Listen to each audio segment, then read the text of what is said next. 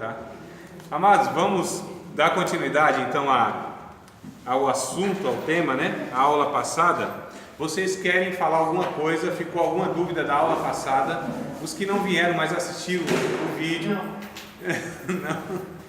Não? Teve Tranquilo? vídeo que eu procurei no grupo. Sim, depois eu lhe passo lá, mas teve sim. Bom, eu vou dar uma pequena recapitulada, coisa de 5 minutos no máximo, tá? Para que vocês aí que estão vindo pela primeira vez. Ô, Val, obrigado, irmão. Deus te abençoe, viu, Varão? Olha, tá sendo gravado, dá um tchauzinho de lá. O povo lá no Nordeste, né? Obrigado, tá bom. Deus abençoe.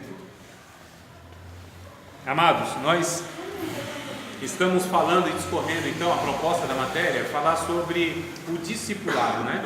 Nós falamos, então, na aula passada sobre a importância que a Bíblia dá a respeito do discipulado, a questão da cultura judaica, né? Os judeus, como que lidavam com o ensino, a importância que eles dão para o ensino, e é ensino bíblico, é ensino a respeito de Deus, né? Toda a cultura e tudo mais.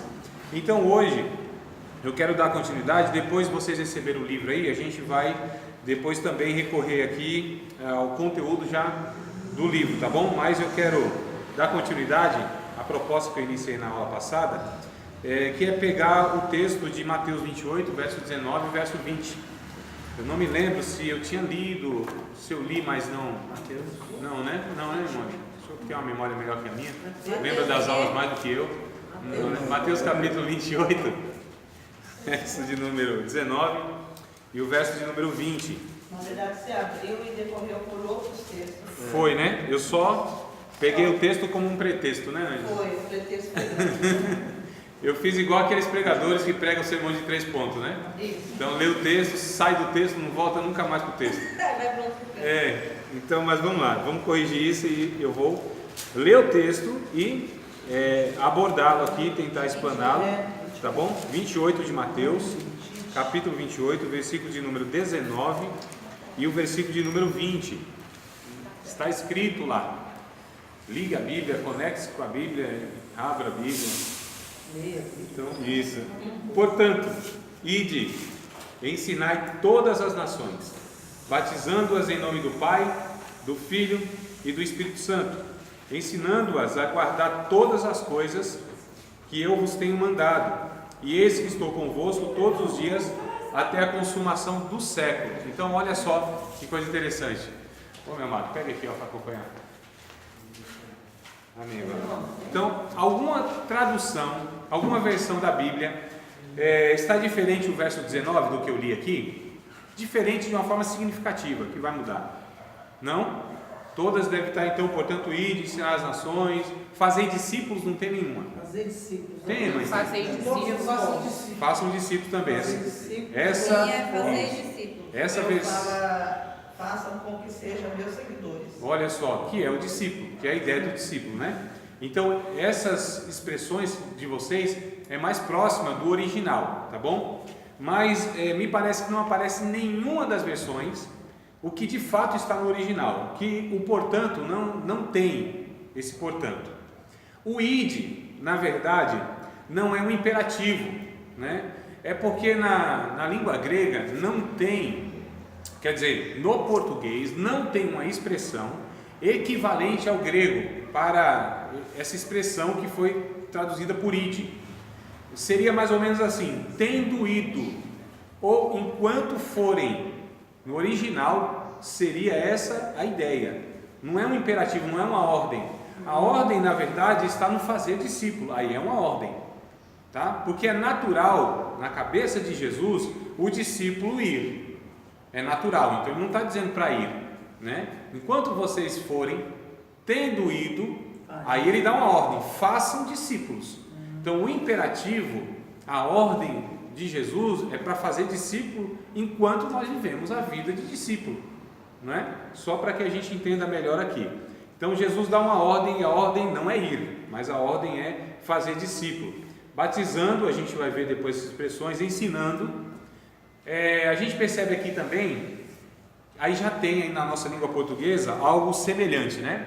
No verbo que é o grego. O grego seria, o nome auristo, que é uma ação contínua, não é batizar, não é ensinar, é batizando, ensinando, que a gente chama na nossa língua portuguesa de gerúndio, né? O verbo gerúndio, não é isso, Valinho? Tu que está mais atualizado do que todos nós aí, está em fase de escola ainda, a gente já perdeu aí de vista essas coisas todas, né? Quem é que lembra de oxítono, paroxítono, proparoxítono, Só né? lembro do nome mesmo. Só, né? Quem é que lembra de sílaba tônica, né? Prosopopeia. E quem lembra dessas coisas é difícil, né? Quem lembra o que é um hibridismo? Então, na língua portuguesa, a gente estudou isso mais há 10, 15, 20, 30, sei lá quantos anos atrás. Se estudou, né? Então, mas então é o verbo gerúndio, aquilo que é uma ação contínua, tá? Batizando, ensinando, enchei-vos. Tem a expressão lá em Efésios 5:18, né? Não vos embriagueis com vinho que há contenda, mas enchei-vos. Então são verbos, ações que elas não são estanque, não é fazer uma vez. Isso é uma ação contínua, tá certo? É a vida toda. E aí a gente vai percebendo aqui então, na ordem de Jesus, de fazer discípulo, né? Marcos 16:15 tem algo um pouco parecido também. Quem lembra assim, de memória? Marcos 16:15 é clássico. Tem versículo que a gente sabe, né? Porque é muito falado e ouvido. A gente sabe o versículo, não sabe o endereço. Que é mais importante, né? Na verdade. É, mas é difícil Ide por todo memorizar. mundo, pregar o evangelho a toda criatura. Isso. Também esse id não é, como não é aqui, esse imperativo, né? Isso. Mas o pregar, sim. Pregar toda a criatura. Fazer discípulo. Mas na verdade, o que a gente vai ver hoje é que a pregação em si, ela não é suficiente. A pregação não é algo que basta. Não é só pregar o Evangelho. A gente vai ver que a tônica do ministério de Jesus e o ensino bíblico é que se ensina o Evangelho. Porque o pregar o Evangelho é o início da mensagem. Não é o tudo e nem é o fim.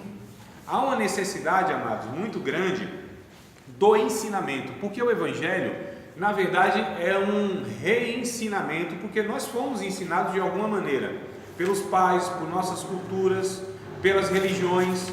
Então o Evangelho vem para corrigir tudo quanto é equívoco nas religiões, nas culturas e tudo mais, tá certo? Então a gente precisa prestar atenção que a igreja e nós como discípulos de Jesus devemos dar atenção a instruir as pessoas, a orientar, a ensinar as pessoas, como se faz com uma criança. O novo convertido, ele é considerado de fato como um bebê espiritual, né? Como uma criança. O que diz 1 Pedro capítulo 2, versículo de número 1 e 2? E o 3 também pode ser, mas o 2 já dá conta aí. Capítulo 2 de 1 Pedro, primeira carta de Pedro, capítulo 2, versículo de número 1, versículo, principalmente o 2, né? Deixando toda a imundícia, fingimentos, murmurações. Isso, capítulo 2 de 1 Pedro, verso 1 e 2. O 2 principalmente. Desejai ardentemente ou afetuosamente, a mesma coisa. Como criança novamente nascida. O leite racional, não falsificado, para que por ele vocês possam ir ou vades crescendo, não é? Então olha só, desejar como um menino novamente nascido. E a primeira e a segunda carta de Pedro, ele vai falar sobre a nova vida, sobre a vida em Cristo, sobre a necessidade, inclusive, de ir acrescentando. A segunda Pedro capítulo 1, por exemplo, vai falando isso. Acrescente a vossa fé, a caridade a não sei o quê, sempre nesse sentido de que vai sendo formado na pessoa Cristo, o Evangelho. O aprendizado deve ser objetivo, intencional, proposital, e deve ser à medida que a pessoa vai compreendendo. Eu acho muito interessante, Jesus, ele ia ensinando a verdade ou as verdades do reino de Deus. A expressão que aparece nos evangelhos é assim, à medida que eles iam podendo compreender, né? De vez em quando Jesus ia um pouquinho mais além, o povo já, o que ele quis ensinar? Aí Jesus ensinava para aqueles que queriam aprender. Jesus não ensinava para quem não queria aprender, ele pregava para todos, mas o ensinamento era só para os discípulos, né? Então ele falava alguma coisa, o discípulo falou, mestre, a gente não entendeu nada do que o senhor falou, nada, a gente quer saber. Então vocês querem saber? Então vamos parar aqui. O ensinamento é para quem dá atenção ao ensinamento. E aí as multidões, infelizmente, nas igrejas, amados, são superficiais, não param para aprender, não há um interesse para aprender, não há um desejo para aprender, nunca vão chegar à maturidade cristã, nunca, porque a maturidade se chega a partir de um conhecimento adequado e, lógico, consequentemente aplicado à vida, né? Mas um sem o outro fica muito difícil. Você vai aplicar o que? Aquilo que você não compreende? Você pode repetir comportamentos. Então há muitos cristãos que são adestrados, né? Senta, rola, morto, vai buscar a bolinha, e faz. Aí você pergunta, por que você faz? Não sabe explicar, biblicamente não sabe explicar. O seu entendimento, sua compreensão não foi atingida. Ele foi ensinado a ter um comportamento religioso, mas não como fruto, um resultado de uma transformação do evangelho no seu ser. Então é um religioso que repete inclusive muitas coisas que não tem nem sentido mais, não é? Tradição denominacional, religiosa, ouviu, não conferiu, não foi buscar na Bíblia e repete isso falando, repete passando para frente e vivendo. Mas quando vai estudar a Bíblia, você percebe que, né? Aleluia! Não é? Coisa boa. Então, amados, essa é a tônica da aula de hoje. Falar sobre o ensino, tudo bem? Tudo bem. Vamos lá falar sobre as implicações de ser um discípulo de Jesus. Lucas capítulo 9, verso 23. Lucas 9, 23. Lucas capítulo de número 9. Nathalie, você que é minha assistente oficial, sem querer, mas entregue lá para a serva de Deus ali, por favor. Então vamos lá, Lucas 9, 23. Só Lucas, amado, só Lucas traz a expressão. Esse texto tem paralelo em outros evangelhos, tá? Tem, Jesus, ele falou isso. Aliás, registraram a fala de Jesus em outro evangelho. Mas só o texto de Lucas que vai trazer uma informação aí que não tem nos outros, né? Se você ler Mateus, acho que Marcos também deve ter, vai estar lá, Jesus dizendo, aquele que quiser me seguir, negue-se a si mesmo, tome a sua cruz e siga-me. É o que vai estar nos outros evangelhos. Agora o de Lucas acrescenta esse detalhe aí. Quem quiser me seguir, negue-se a si mesmo, tome a sua cruz a cada dia. Esse é o detalhe que faz toda a diferença. Tome a sua cruz a cada dia e siga-me. Por que o a cada dia faz diferença? Bom, primeiro porque Jesus falou, então é a fala completa. Segundo, porque a cada dia Jesus está mostrando que há uma necessidade diária da decisão, dessa continuidade de servi-lo, de ser fiel a Ele. Obrigado. Porque a vida cristã, amados, ou ela é uma progressão, ou ela é um crescimento, ou ela fica estagnada e recua. Eu não posso chegar na minha vida cristã e dizer assim, não, aqui já está tudo certo, já sei o suficiente, não preciso ser tão intenso na oração, na vigilância, no estudo bíblico, né? Já está aqui, já está garantido o negócio. Não há essa possibilidade, porque nós somos corruptos por natureza, em todos os sentidos da palavra. A nossa mente precisa ser renovada todos os dias.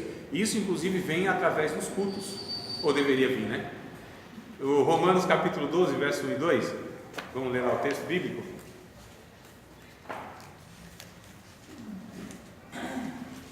Rogo-vos, pois, irmãos, pela compaixão de Deus, que apresentei os vossos corpos. 12. Capítulo 12 de Romanos, verso 1 e 2.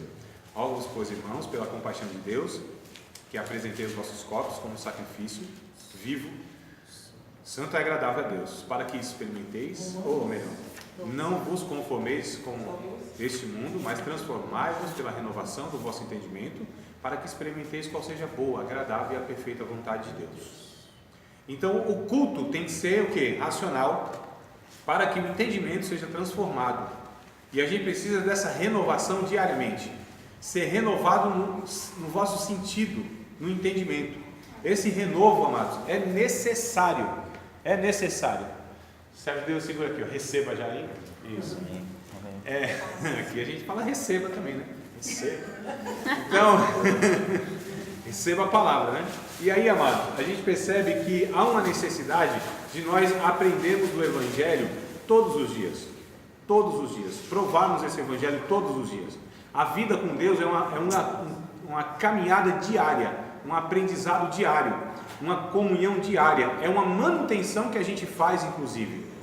Tudo nessa vida precisa de manutenção. Tudo, amados, tudo. O que vocês imaginarem precisa de manutenção. Tudo. Seja uma construção, precisa de manutenção. Algum dia vai precisar de um reparo, não é? E louvado seja Deus que precisa, né, Val? Precisa de um reparo, ainda que fez o negócio certinho, tal, galvanizado, tudo certinho, mas vai. Precisa de um reparo, a elétrica precisa de um reparo. O casamento precisa de uma manutenção. Se não, amados, o que acontece? Ele vai água abaixo.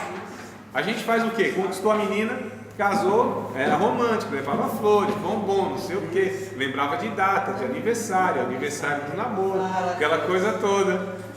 E aí depois que casa, cai-se num relaxo, um relaxamento, onde o romantismo ele se perde, não é?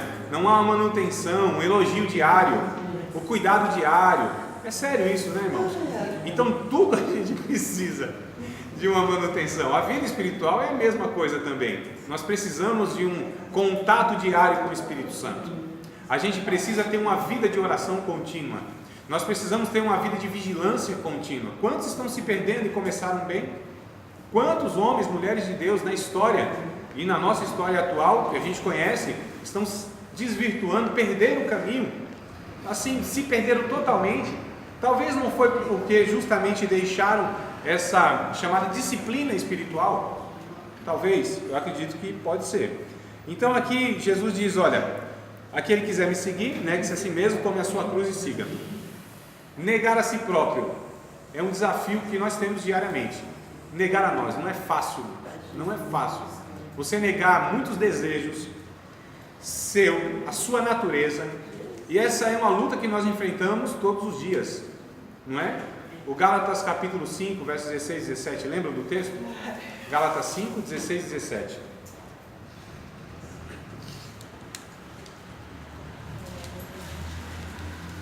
O Espírito combate contra a carne contra o Espírito, esses opõem-se um ao outro para que não façais o que quereis. Mas se andar em Espírito, vocês não vão cumprir os desejos ilícitos da carne. Mas há uma oposição diária. E essa luta ela é interna, que é pior ainda, que se fosse externa, seria outra dificuldade. Quando é interna, nos persegue. A gente dorme com o inimigo. Eu não estou falando do cônjuge, eu estou falando de nós. A gente dorme com o inimigo, acorda com o inimigo, anda com o inimigo, que é essa velha natureza, que não nos deixa em paz. Eu disse, acho que a aula passada, batismo não resolve as coisas. O velho homem sabe nadar, ele vem atrás, de braçada, atrás da gente, né? O velho homem não é sepultado assim, 100%, aquilo é um símbolo.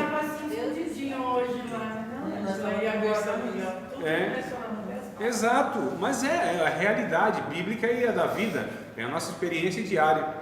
Então, amados, Jesus ele dá uma recomendação. Não, primeiro ele fala, olha, se alguém quiser me seguir, então é condicional, tem alguma condição. A condição é negar a si mesmo. Não há possibilidade de ser discípulo de Jesus se não seguir esses critérios aqui, não tem como, não tem jeito, amados. Jesus, se alguém quiser me seguir, tem que primeiro negar a si mesmo, já não vai viver mais para si, já não vai confiar mais em si, já não vai achar que banca a sua vida, porque antes era isso que a gente pensava e agia dessa forma. Hoje já não, nós dependemos de Deus para tudo, reconhecemos isso e devemos viver assim no dia a dia.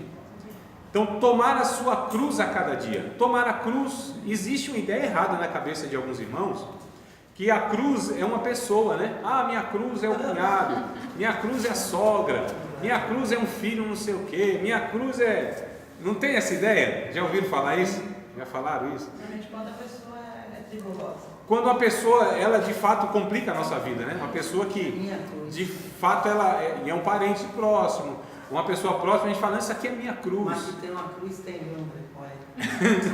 Calma, mas calma aí então, mas não é isso que Jesus está falando, não é uma pessoa, né? A gente precisa entender aqui o que Jesus está falando. O que é tomar essa cruz? Aí a gente precisa entender a cultura da época. Quando a pessoa ela tomava a cruz, seguia-se naturalmente um outro passo. Qual era? A crucificação, a morte. Então quando Jesus diz assim, tome a sua cruz, ele está falando agora morra. Eita. Sim. Foi o que ele fez. Morra. Se nós não morrermos não haverá vida de Deus em nós. É um paradoxo da fé. É na morte que a vida surge. Capítulo 12 Pode ler o de João. Lucas que fala sobre a cruz? A minha fala sobre a cruz. Então por favor, leia. Ó, se alguém quer ser meu seguidor, que esqueça os seus próprios interesses e estejam prontos cada dia para morrer, ou eu vou morrer e me acompanhe. Aí está mais explícito, né? O sentido, né? Olha só. Então tomar a cruz é fazer o quê? Morrer, né? Capítulo 12 do Evangelho de João, Jesus ele disse um negócio muito interessante, que se o grão de trigo cair na terra e não morrer, fica ele só, mas se morrer, dá muito fruto. Jesus disse: quem quiser ganhar a sua vida, vai perdê-la, mas quem perder a sua vida por amor de mim, vai ganhá-la. Então é na morte que há vida, é na nossa perdição que está a nossa salvação, porque quem quiser se salvar, se safar de todas as consequências e lutas da vida, essa pessoa não vai dar fruto para Deus, porque sempre vai procurar atalhos, vida mais cômoda. É natural, amados, do nosso velho homem não querer sofrer, mas do nosso novo homem tem que ter uma disposição e uma compreensão que o sofrimento por causa da fidelidade, não pelo mau testemunho nem pelo fanatismo, pela ignorância, por essas coisas não, mas pela fidelidade a Cristo, isso vale a pena. Isso redunda em muitas glórias a Deus, e o Espírito Santo vai formando Cristo em nós, que estamos dando sequência, Paulo vai dizer isso em Colossenses, ao sofrimento que Jesus começou na cruz do Calvário. Jesus começa lá e nós, como seu corpo, somos a extensão disso. Jesus disse: se estão fazendo isso aqui com o Filho do Homem, com madeiro verde, imagina com seco. Se perseguem o Filho do Homem, imagina vocês. Se eu sofro isso sem pecado, sem merecer, imagina nós. Então é natural para o discípulo a vida de sofrimento, de perseguição, de angústia, de dificuldade, de adversidade, de obstáculos. É o mundo contra nós, irmão. Martinho Lutero, falaram para ele assim, na época que ele estava lá no auge, né, da reforma protestante, disse: Martinho Lutero, você sabe que o mundo está contra você, né? Ele disse: Martinho Lutero contra o mundo. Acabou, irmão. Né? Ou seja, esse mundo, esse sistema maligno, Satanás, o pecado, tudo isso contra os nossos valores, e nós contra isso. Então é natural, é um embate que a gente vive nesse ambiente onde a vontade de Deus ainda é resistida, tanto na nossa vida, por causa do velho homem, quanto num coletivo, né? E quanto mais próximo do Evangelho, mais dificuldade nós temos em conviver no meio religioso. Estou nem falando do mundo pecador aí, né? Então segue-se a morte, né, irmãos? Então quem não morre, não vive. Gálatas 2:20. Gálatas capítulo 2, verso 20. 12 que você tinha falado. É isso do grão de trigo caindo na terra. É 12 o quê? Não sei, deixa eu ver. Deixa eu ver, Natália. Você quer saber o versículo certinho, né? É o capítulo 12 de Evangelho de João, versículo número 24 e 25. Na verdade vos digo que se o grão de trigo caindo na terra não morrer, fica ele só, mas se morrer, dá muito fruto. Quem ama a sua vida, perdê-la. Quem neste mundo aborrece a sua vida, guarda-la para a vida eterna. O verso 24 e 25 do capítulo 12 de João, né? Sobre a morte. Então não tem jeito. Quem quer viver e a sua vida natural, vai perder a vida espiritual. Não tem jeito. Só na nossa morte mesmo. 2:20 de Gálatas, Paulo disse: vivo? Não, já estou crucificado com Cristo, né? Já estou crucificado com Cristo e vivo, não mais eu, mas Cristo vive em mim. E a vida que agora vivo na fé, ou vivo na carne, vivo na fé do Filho de Deus que me amou e a si mesmo se entregou por mim. Eu acho que é o 20 e o 21 que eu li, né? 20. E o 21? Não? Tudo isso é o 20? Eita, versículo longo. Então, é o 20, irmão. Gálatas 2:20. Já estou crucificado com Cristo. Olha só, nós fomos crucificados com Cristo. Vivo, não mais eu. Cristo agora vive em mim. A vida que agora vivo na carne, eu vivo na fé do Filho de Deus. É assim que está? Do Filho de Deus. Do Filho de Deus. A fé do Filho de Deus. No Filho de Deus. Meu tá do. E agora? Pela fé do Filho. No Filho de Deus. Que está do Filho. Do Filho, tá. Faz diferença? Claro que faz. É por isso que tem versões que são mais próximas do original do que outras. E a mais próxima é a fé do Filho de Deus, não no Filho de Deus. Porque uma coisa é ter fé em Jesus, outra coisa é ter fé do Jesus. A fé em Jesus é crer nele, na pessoa dele, etc e tal, inclusive no seu poder, o que ele pode fazer. Ter a fé do Filho de Deus é a mesma fé que ele teve para viver a vida que ele viveu. Ou seja, viver como ele viveu, ser como ele era. Não só acreditar no que ele era. Porque entre acreditar e fazer tem uma diferença. Entre o saber e o fazer, tem um abismo, amados. Quantas pessoas que sabem, mas não fazem? Quantas pessoas que entendem, conhecem Bíblia, mas a prática de vida é totalmente o contrário, bem distante. Uma coisa parece que é totalmente desassociada da outra. E entre o saber e o fazer, tem uma ponte que liga isso. Marquinhos sabe disso, que trabalha na rua, e eu também sei, que toda ponte tem um nome, não tem, Barão? Alberto Badra, São Paulo, tudo tem. Então essa ponte tem um nome também. E a ponte sempre liga um ponto ao outro ponto. Qual é o nome que liga? Então, o saber e o fazer. Qual é o nome da ponte? Eu esqueci. Quem dá mais? Quebrantamento. Quebrantamento. Também daquela imagem que tem assim. Ah, tá, é. Não é nesse sentido. Aqui é o conceito. Então, a pessoa que sabe de Bíblia, conhece Bíblia, para ela traduzir isso em vida real, precisa ter essa ponte, chama-se quebrantamento. Se humilhar aos pés de Cristo. Porque, amados, não basta só saber as coisas. É preciso que o Espírito Santo pegue isso que a gente sabe e aplique na nossa vida. Isso só vem por quebrantamento. Reconhecimento que somos incapazes de fazer e de obedecer. Eu sou incapaz, eu não confio em mim mesmo. A Bíblia diz que bem-aventurado quem são os pobres de espírito. Quem são os pobres de espírito? Aqueles que reconhecem que não bancam a sua vida. Esse é o pobre de espírito. Eu não tenho recurso suficiente. Jesus não está falando aqui de pobreza financeira e econômica, não tem nada a ver. Ele está falando, inclusive o texto, a ideia é aquele mesmo que não banca a sua existência. Esse é o pobre de espírito. Aquele que não tem recursos espirituais. Aqueles que não têm condições de fazer nada, para acrescentar em nada a sua condição diante de Deus. Ele é pobre. Ele é dependente 100% de Deus. Martinho Lutero, o grande reformador, ele disse: nós somos como mendigos, vivendo das migalhas que Deus dá. Porque se Deus não der essas migalhas, e olha que uma mulher lá no Novo Testamento diz: Senhor, só as migalhinhas que caem da mesa eu sei que é suficiente. Olha que coisa boa. Então a gente entende que nós precisamos no discipulado negar a nós mesmos e viver uma vida no Espírito. Viver uma vida como Jesus viveu. Viver uma vida na dependência, porque Jesus viveu uma vida 100% na dependência do Espírito Santo. Jesus não começou o seu ministério, não começou a pregar, não começou a fazer absolutamente nada, enquanto o Espírito Santo não o ungiu. Enquanto o Espírito Santo não veio sobre a sua vida, ele não começa o seu ministério. Ele começa apenas com a capacitação do Espírito Santo. Todas as vezes que Jesus ia tomar uma decisão séria, todas as decisões que ele tomava eram sérias, ele passava madrugadas em oração, noite inteira em oração, na busca da vontade de Deus, através do Espírito Santo. Irmão, se Jesus teve essa postura, imagina nós.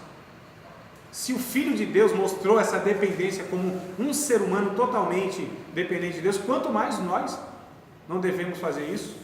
Então, o discipulado é, na verdade, negar a si mesmo e aí viver para Cristo. Não só saber sobre a pessoa de Cristo, né? Não basta só saber sobre a pessoa de Cristo. Tem que ser participante da sua natureza. Mateus capítulo 10. Se você quiser anotar aí, tá? O discipulado não é só saber sobre a pessoa de Cristo, mas ser participante de sua natureza. Isso não está no material, amados. É uma anotação minha, tá bom? Diga de novo.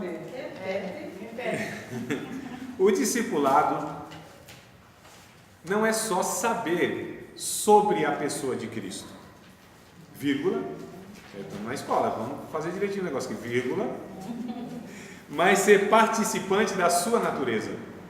Não é só saber a respeito da pessoa de Cristo, vírgula, mas ser participante da sua natureza. Mateus capítulo de número 10, verso 24 e 25. Mas ser Participantes de sua natureza. Mateus 10 e 24 e 25.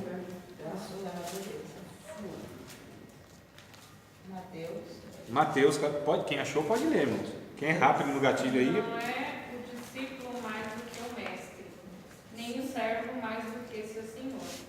Basta ao discípulo ser como seu mestre, Olha só. e ao servo como seu senhor. Exato. Se chamaram Beelzebu ao pai de família, quanto mais aos seus domésticos. Isso, mas a ênfase é isso que Jesus fala. Basta ao discípulo ser como seu mestre. Amados, o que é evangelho? O que é discipulado? Qual é a proposta de Deus? Porque Deus só se agradou de um ser humano em toda a história da criação. Só de um ser humano. O nome dele é Jesus. Foi a única pessoa que a voz divina se dirigiu dizendo: este é meu filho amado, em quem eu me agrado. Nós não agradamos a Deus de forma nenhuma. Nós não temos condição para isso, irmãos. O padrão de Deus é muito elevado. Você pode fazer o que for, dar a sua vida, morrer de jejuar, de servir o mundo. Nós não vamos agradar a Deus, nós não temos recurso para isso. Só Jesus foi aquele que Deus disse: esse é meu filho amado, em quem eu me agrado. Então, na verdade, Deus se agradou tanto do seu filho que quer que todos os outros sejam igual a ele. E é por isso que o Evangelho, a proposta é formar Cristo em cada um de nós. É por isso que nós somos chamados de cristãos, que em teoria seria pequenos cristos, igual a Cristo, não é, amados? Olha que coisa interessante.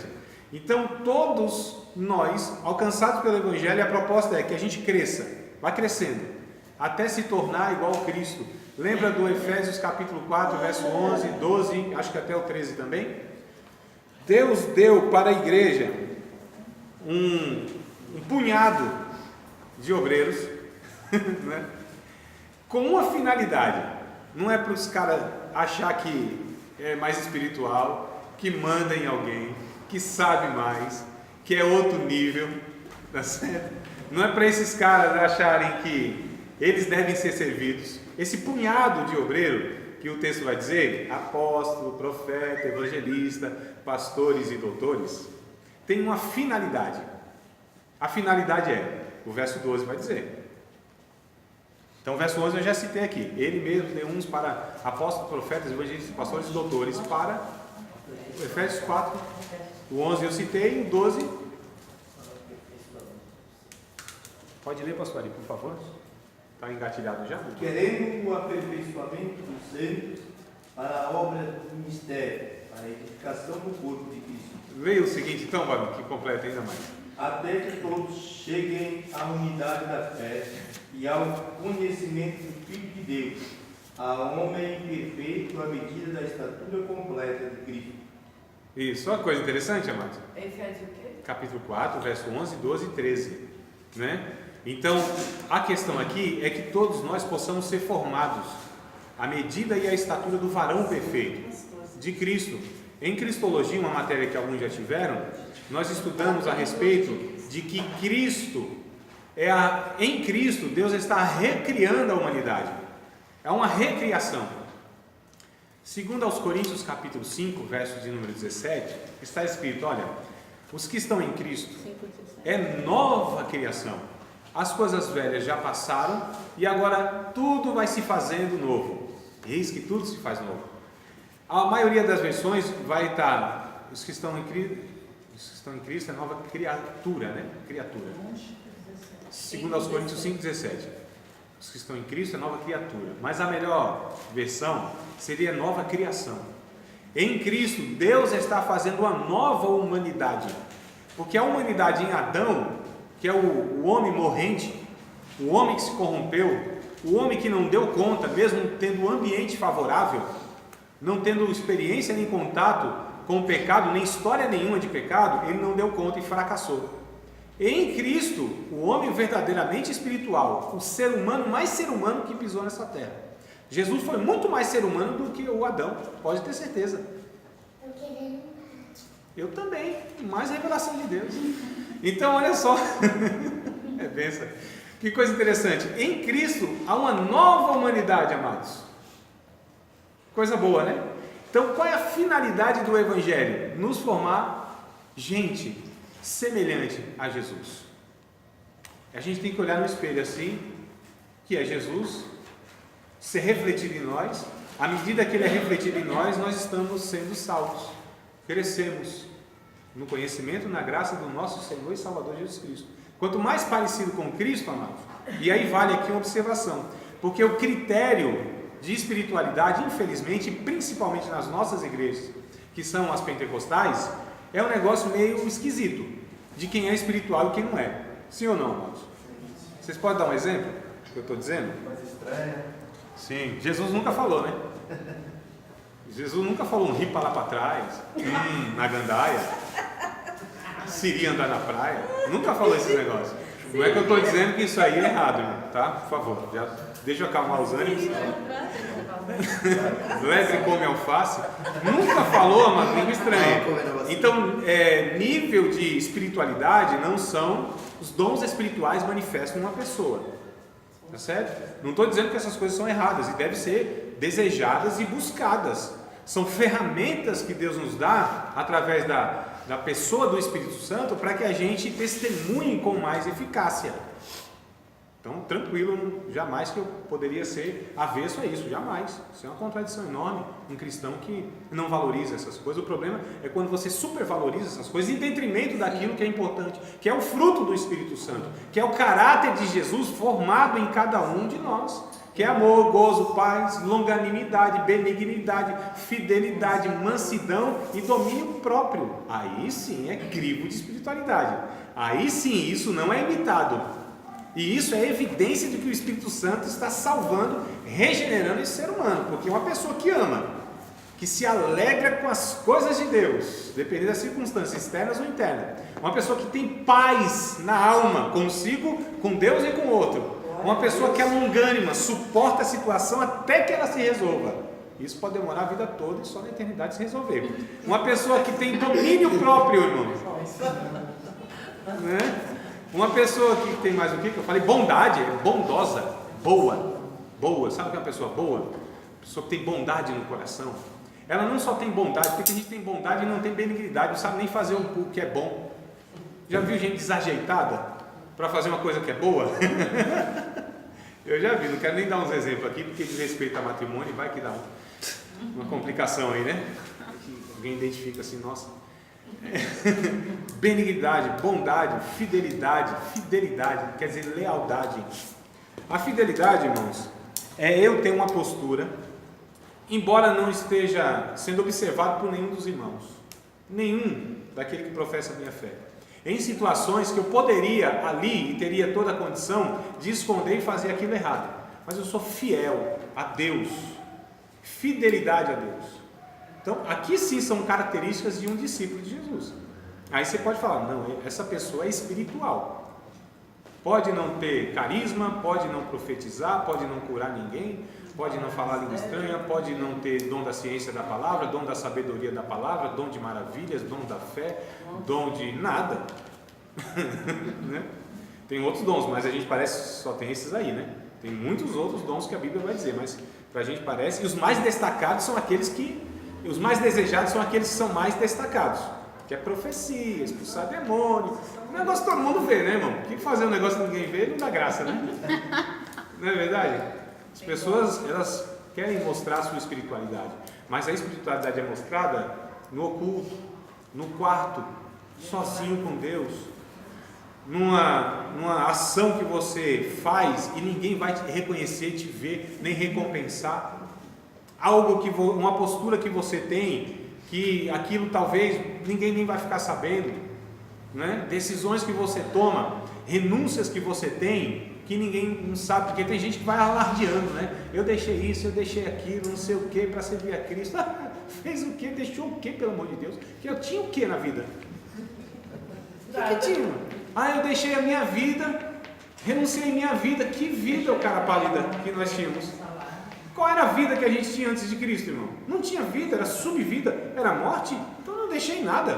Eu quando alguns pastores falam assim, deixei o emprego para assim, deixa assim, tá?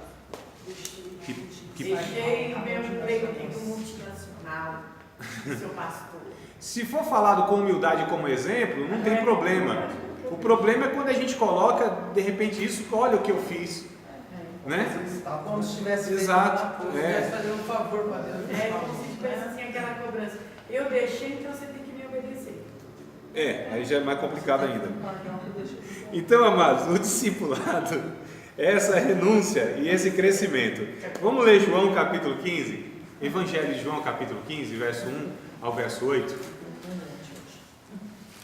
O discipulado, o ser discípulo, não se avalia pelos feitos, por aquilo que faço, pelo volume, pela quantidade, nem pelo que faço, nem pelo que faço e nem pela quantidade do que faço. Porque tem gente, amado, que tem um ativismo espiritual, entre aspas, né? Tem um ativismo na igreja, é de segunda a segunda na igreja, dia e noite, né? Bitolado, nossa, assim. E acham que isso de fato é o que faz a diferença. Lógico, amados, quanto mais vida intensa de oração, melhor. Quanto mais oportunidade nós temos de congregar e estar junto com os irmãos, melhor. Quanto mais a gente estiver diretamente realizando algo que seja pertencente, pertinente ao reino de Deus, melhor.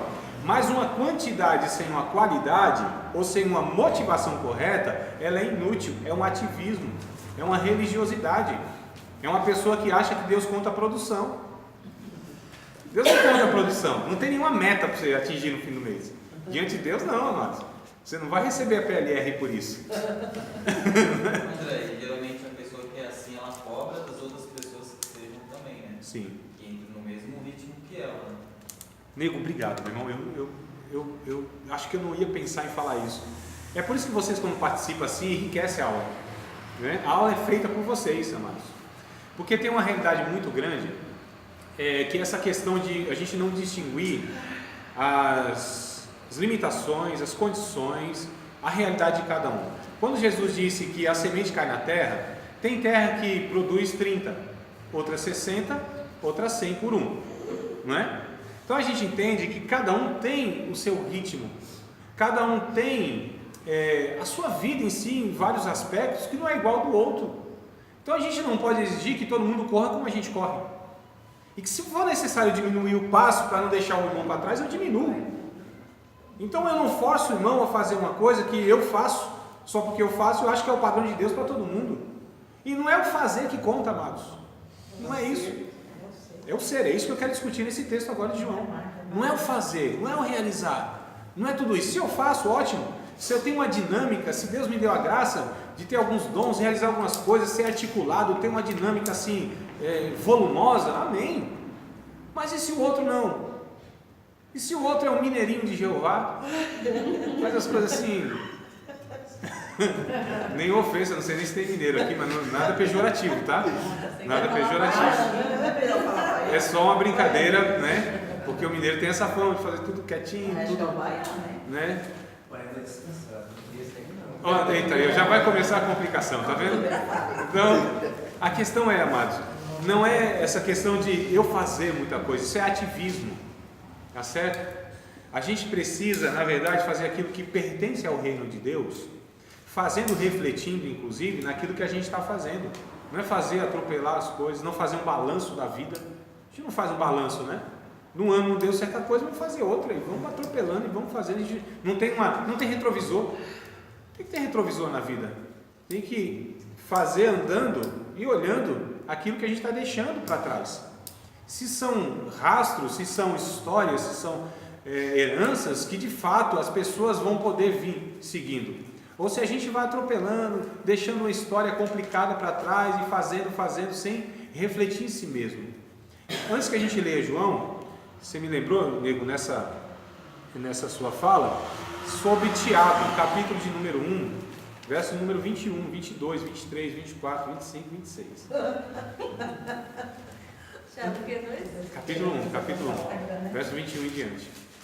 deixando toda a imundícia e acúmulo de malícia, recebei com mansidão a palavra que em vós foi enxertada, a qual é poderosa para salvar as vossas almas.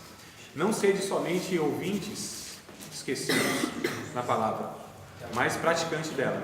Porque aquele que ouve e não pratica é semelhante ao varão que olhou seu rosto no espelho natural, foi-se e logo se esqueceu de quem era. Mas aquele que é fazedor, isso é bem-aventurado no seu feito. Olha a necessidade, amados, da reflexão diária, de olhar para o espelho que é a palavra, está preocupado em praticar isso, e fazendo e colocando sempre no crivo aqui da palavra. Será que eu estou fazendo de fato é a vontade de Deus? É bem possível que a gente chegue na eternidade e a gente chegue diante de Deus falando: Senhor, cadê a recompensa, o galardão? Não sei bem o que era, o professor não explicou direito, mas eu acho que é uma coisa boa, quero ele. Vai passar no fogo. Tem essa também, né? Mas aí é bem possível que Deus fala: meu filho, entra aqui, você escapou por um triz, não tem nenhuma recompensa para você não. Que é o 1 Coríntios 3, verso 12, 13. Que é essa questão, o que fez, o fogo lá provou e só não permaneceu nada aqui. Então entrou, que eu falei, né? Os anjos assim com o extintor, assim, o cara pegando fogo, entrou, vai logo, foi por um triste, né? Pelas obras, você entrou aqui só com. Pela graça. Então louvado seja Deus por isso.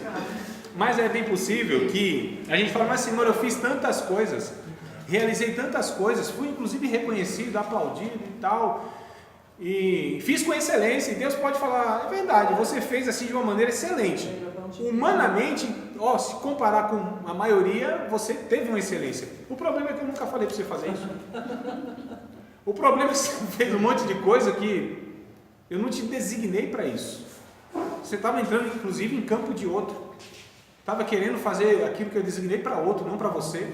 Porque você julgou que o seu era muito simples. Porque a avaliação é humana, né? Porque se eu sou pastor, aí sim é ministério. Agora, se eu sou uma pessoa que intercedo na igreja, anônima, que não tem oportunidade, que tem dificuldade na relação, que sou uma pessoa introvertida, tímida, e apenas intercedo pelas pessoas, visito as pessoas, mas de uma forma muito, assim, sigilosa, então a gente fala: não, mas entre o pastor e essa pessoa, o pastor deve receber assim, um galardão enorme. O obreiro mesmo é o cara que prega, é o cara que canta, é o cara que faz isso e aquilo. Mas Deus não avalia como a gente avalia. Graças a Deus por isso. Deus não olha como vê o homem vê a aparência das coisas. Deus sonda o coração das pessoas. Não é o feito em si, não é o destaque que traz aquele feito, mas é a intenção que é feita, não é? Então eu lembro minha mãezinha, nossa, ela limpava a igreja assim com tanto prazer, com tanto gosto, com tanta voluntariedade. Eu estou falando de conquista, 20 anos atrás, Barro Vermelho, na época que os irmãos suavam, que era pentecostal, e as cadeiras branquinhas assim, e o chão como ficava. Aquele tempo, inclusive, tinha alguns cultos que gente endemoniada vomitava macumba, e aquela bagaceira toda na igreja. E chuva, barro vermelho, juntando com todos esses fatores que eu coloquei, imagina como estava a igreja. Mas ela ia com maior vontade, preparava tudo, e eu ia com ela. Né? Ela me ensinou. Ela ia e eu ia junto, porque ela que me discipulava. Sem entender muito de Bíblia, sem manjar muito de teologia. Hoje sou eu que explico um bocado de coisa para ela. Mas ela me discipulou pela vida, pelo exemplo. Por aquilo que fazia com tanto gosto, sabe? Orando ali e tal. E ninguém via. Chegava no culto, estava tudo arrumado e tal. Ninguém via. Limpava banheiro. Que é de menos importância? Não é.